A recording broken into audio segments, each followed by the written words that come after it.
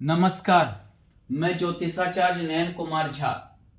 आज हम बात करेंगे कि कुंभ लग्न वाले के लिए सप्तम भाव में अगर शुक्र है तो जीवन साथी कैसा होगा। सूर्य के घर में शुक्र यानी राजा के घर में, यानी कि जीवन साथी में शालीनता आ जाती है। शुक्र क्या करता है? शालीनता ला देता है, यानी चाहकर भी ऐस नहीं कर पाना। संपत्ति है, धन है, पर जहां विवाह हुआ है सब कुछ है, लेकिन फिर भी आप खुलकर ऐस नहीं कर पा रहे हैं, खुलकर जी नहीं पा रहे हैं। थोड़ा सा बंधन में जी रहे हैं, बंधन में जी रहे हैं। जीना क्यों? ससुर का, सास का या पति का हमेशा दबाव रहना। जो भी घर का गार्जियन है, सास, ससुर, पति, हमेशा दबाव में रहना। यहां देखें तो भाग्य से होकर शुक्र है, विवाह के बाद भाग्योदय भी करवाएगा। विवाह के बाद बहुत अच्छा भाग्योदय भी करवाता है। चतुर्थ अपने घर से चतुर्थ है, संपत्ति भी अर्जित करता है। विवाह के बाद आपका पति संपत्ति भी अर्जित करेगा। लेकिन यहां पर शुक्र को देखे, स्त्री कारक है, सूर्य के घर में है, हमेशा बंधन में रहना, हमेशा शालीनता से संस्कार ज्यादा दिखाना, ऐसा स्थिति कर देता है। खानदानिक संस्कार की ओर आ जाते हैं ऐसे में। दूसरी बात क्या है, यहां मान लेते हैं कि अगर सूर्य के साथ सूर्य है, शुक्र के साथ, तो यानी कि क्या हुआ, हमेशा सास बहू ससुर बहू का झगड़ा हमेशा रहेगा। लड़का के कुंडली में है सास ससुर, ससुर बहू का इत्यादि, हमेशा झगड़ा रहेगा। ससुर सास का कहना रहेगा कि नहीं, शालीनता से रहो, माने आजादी, खुलेआम आजादी नहीं देते हैं, यानी कि आजादी से रहना उतना ये नहीं हो पाता है, जिसके कारण से हमेशा मतभेद और लड़ाइयां होती हैं। यहां पर देखें, पति भी हुक्म चलाने वाला होता है सूर्य की वजह से। सूर्य क्या करता है, राजा क्या करता है, हुक्म चलाना। कहां गई थी, क्यों गई थी, इतना देर कहां हुआ, इतना खर्च कहां हुआ, इत्यादि पूछपाछ करने वाला। लड़की है तो ये तो शुक्र, लड़की का क्या होता है, शुक्र।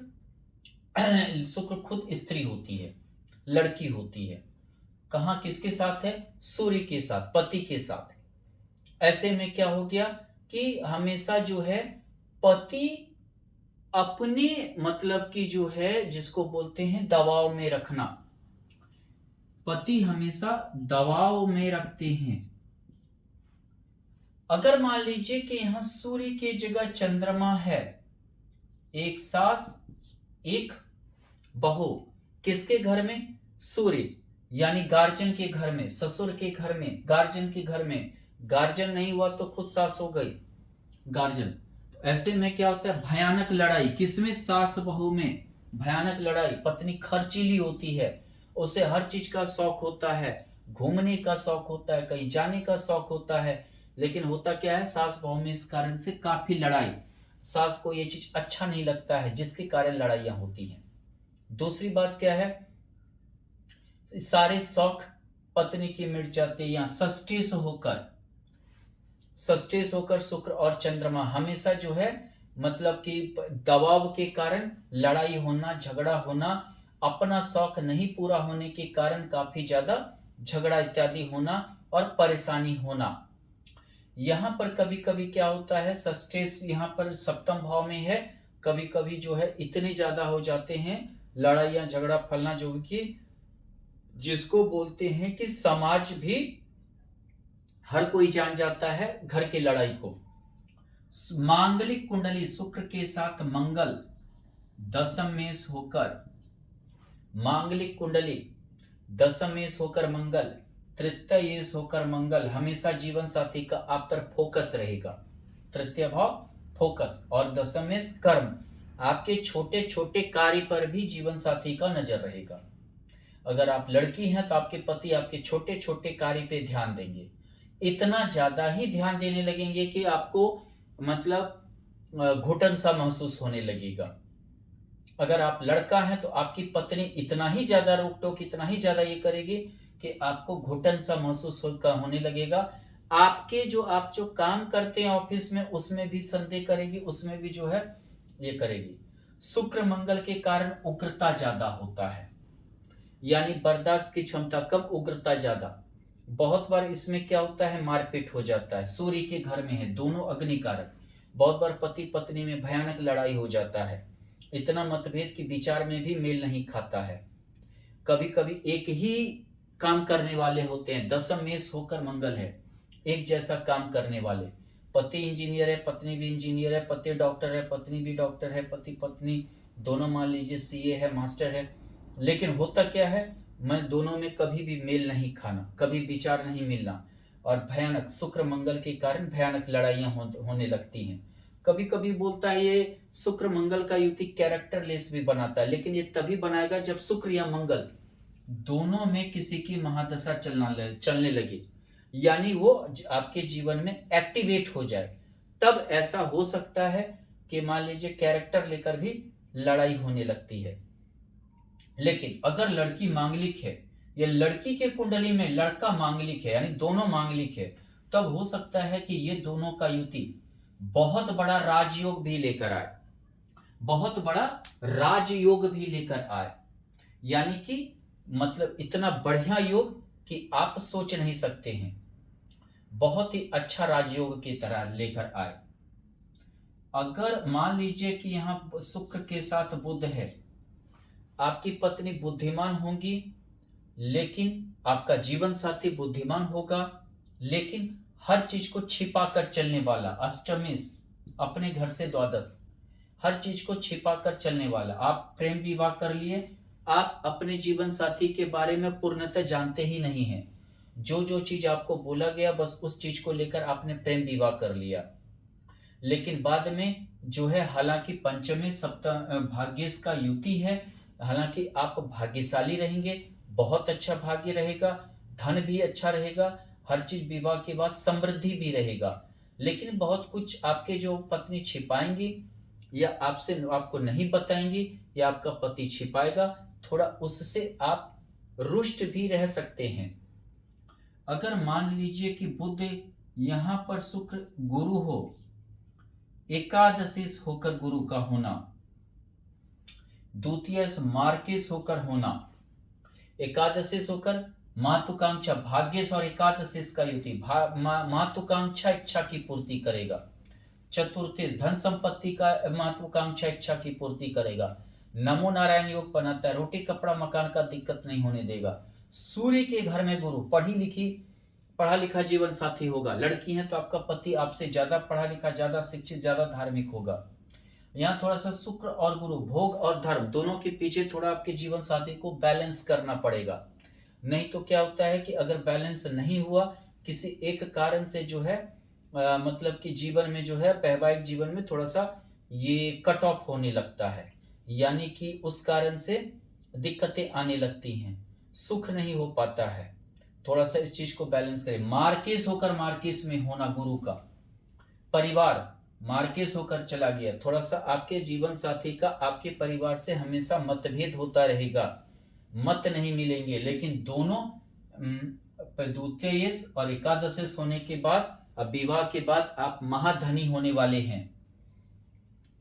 गुरु के अगर यहां पर शुक्र के बाद साथ शनि हो जाए, लग्नेश होकर शनि, द्वादशेश होकर शनि, आपको किसी अन्य विवाह के बावजूद भी किसी अन्य स्त्री से, विडो स्त्री हो, या समझिए कि आपका मान लीजिए कि जिसको बोल सकते हैं विडो, डिवोर्स, तलाक शुदा हो, विडो हो, कोई बड़ी स्त्री हो, उससे आपके प्रेम संबंध के कारण आपका वैवाहिक जीवन दिक्कत में आएगा। हो सकता है उसके प्रेम के चक्कर में, बदनामी के चक्कर में आपका लेट शादी हो, लेट विवाह हो, या किसी स्त्री वर्ग इत्यादि से आप विवाह की भी संभावना हो सकती है। सूर्य के घर में शनि यानी किसी स्त्री से, किसी बड़ी लड़की से विवाह होने के कारण थोड़ा सा बदनामी, जिसको बोलते हैं सूर्य के घर में शनि, बदनामी आपकी हो सकती है, दिक्कत में आप आ सकते हैं। थोड़ा सा आपका बहुत जीवन साथी जो होगा वो बहुत ही, जिसको बोलते हैं गंभीर विचारधारा की हो सकती हैं, और गंभीरता के कारण प्रेम संबंध में, मतलब जो एक पति पत्नी के बीच सामंजस्य होना चाहिए वो नहीं होगा। सूर्य शुक्र राहु, जितना डिसिप्लिन में आप रखना चाहेंगे अपने जीवन साथी को, उतना वो माने छिपा कर, खुल कर, या छिपा कर समझिए कि उतना ही ज्यादा, मतलब कि जिसको बोलते हैं कि मतलब बोल सकते हैं कि वैचारिक रूप से गंदा होगी। यानी वैचारिक रूप से गंदा कहने का मतलब क्या हुआ कि आप सब सोच सकते व्यभिचारी होगी, भटकने वाली होगी। और दूसरी बात क्या है कि मतलब गुप्त रूप से अनैतिक संबंध बनाने वाली होंगी। यानी कि आपको पता भी नहीं चलेगा, और किसी नीच तबके से, नीच इसे संबंध बनाने वाली होगी। बहुत ही ज्यादा समझिए कि जिसको बोलते हैं खर्चीला और आधुनिक में जीने वाली होंगी। आधुनिक यानी कहने का अर्थ क्या है कि जिसको बोलते हैं कि थोड़ा सा आप जितना टेंशन करेंगे उतना ज्यादा जो है वो विरोध कर खुला जीना चाहेंगी। समाज में जिद्दी प्रवृत्ति की होंगी, अड़ियल प्रवृत्ति की होंगी, अपना ज्यादा चलाएंगे।